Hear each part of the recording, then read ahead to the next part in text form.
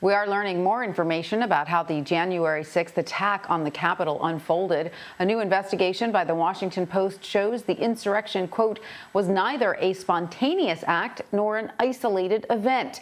The report takes a deep dive into the before, during, and after of the attack. Some of the Washington Post's key findings are that law enforcement did not respond with urgency and that former President Trump's attacks have led to escalating threats of violence.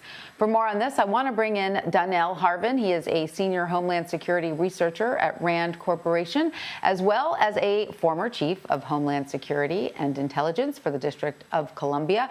Welcome, Donell. Great to have you with us. So the Washington Post investigation says you and your team, quote, had spotted increasing signs that supporters of President Donald Trump were planning violence when Congress met to formalize the Electoral College vote.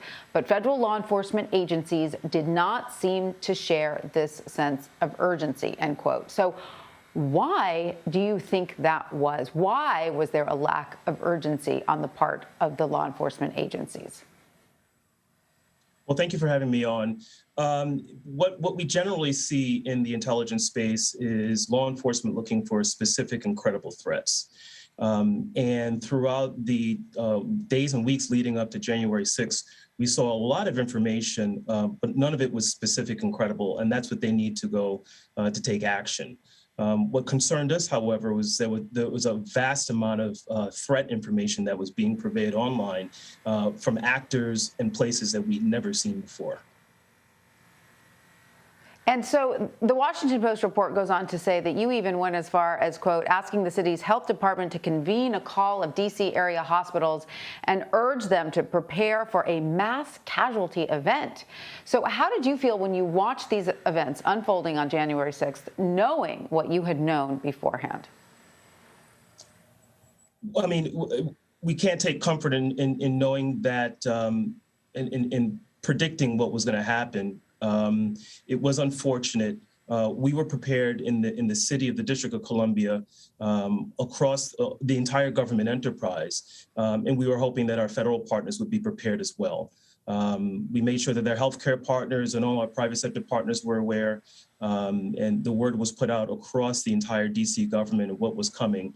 And unfortunately, our predictions came true. And we saw this unfold. We had staff in the field. We had staff embedded with the Capitol.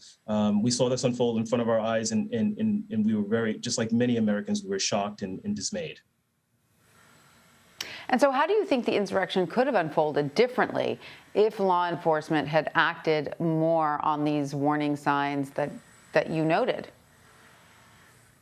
Yeah, I can't hypothesize what would have happened if things would change. I can tell you that had the District of Columbia, specifically the local law enforcement, the DC police, Metropolitan Police, had not been there and prepared, things could have been a lot worse at the Capitol. Fortunately, we had all of our intelligence was solid. We had all of our stakeholders and partners who had reached out to. We prepared them. And I think things could have been a lot worse had certain preparations not taken. What occurred inside the Capitol and in the inner workings of the Capitol Police and how they operate is really still being examined. So hopefully we'll get good clarity on what actually occurred and what didn't happen. But the intelligence was sound, it was shared, and we were ready, at least from the local side. Are you following the events of the January 6th Commission? Do you think that they're, doing their best to get at the heart of the matter?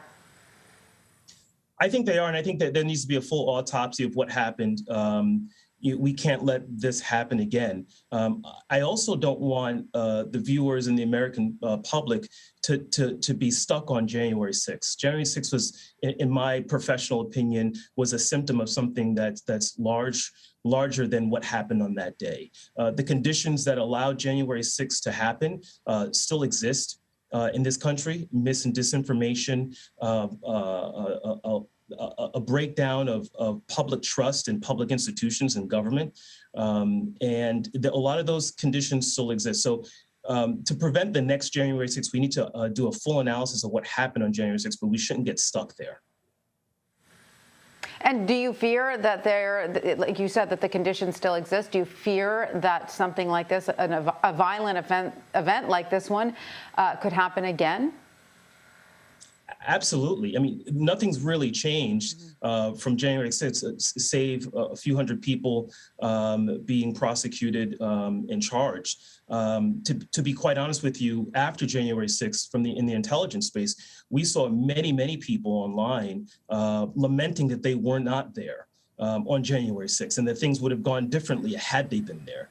And so what you saw on January 6th was a large group of individuals, but there's many more who are like-minded. And what we have to start doing in this country is getting to a place where we can start de-radicalizing ourselves and healing. And that's not going to happen until we do a full autopsy of what happened on January 6th, all the circumstances that surrounded that, and start addressing what got us to this point as Americans. Well, Donell Harvin, thank you so much for joining us and sharing your insight into that horrific day. Thank you so much. Thank you very much.